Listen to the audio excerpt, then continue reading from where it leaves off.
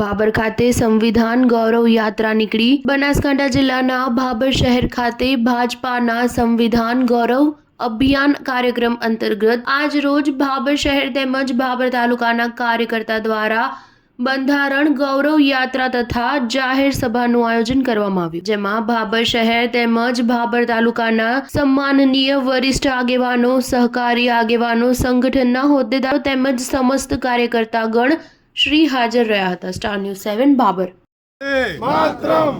આજે સંવિધાન ગૌરવ દિવસ નિમિત્તે ભાભર શહેર અને ભાભર તાલુકા ભારતીય જનતા પાર્ટી દ્વારા ગુજરાત સંવિધાન ગૌરવ યાત્રાનું આયોજન કરવામાં આવ્યું હતું।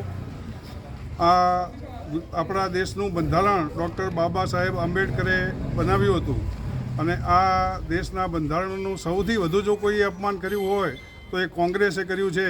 એનો જીવતો જાગતો નમૂનો જો આપણે જોવો હોય તો કટોકટી છે।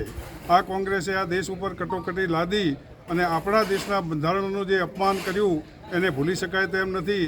એ કોંગ્રેસ આજે સંવિધાનની વાતો લઈને નીકળી છે, ત્યારે ભારતીય જનતા પાર્ટી દ્વારા લોક જાગૃતિ ફેલાવવા માટે આ સંવિધાનનું ભારતીય જનતા પાર્ટીની સરકાર નરેન્દ્રભાઈ મોદી વડાપ્રધાનશ્રી જ્યારે એને મસ્તક ઉપર લઈ અને એની યાત્રા કરતા હોય ત્યારે અમે સંવિધાનનું ગૌરવ અનુભવીએ છીએ। એના માટે યાત્રા કાઢી છે। ડૉક્ટર બાબા સાહેબ આંબેડકર, જેમનું કોંગ્રેસે ઘણી વખત હળહળતું અપમાન કર્યું છે, એવા ડૉક્ટર બાબા સાહેબ આંબેડકરને એમની સંવિધાનને ઉજાગર કરવા માટે આજે યાત્રા કાઢવામાં આવી છે।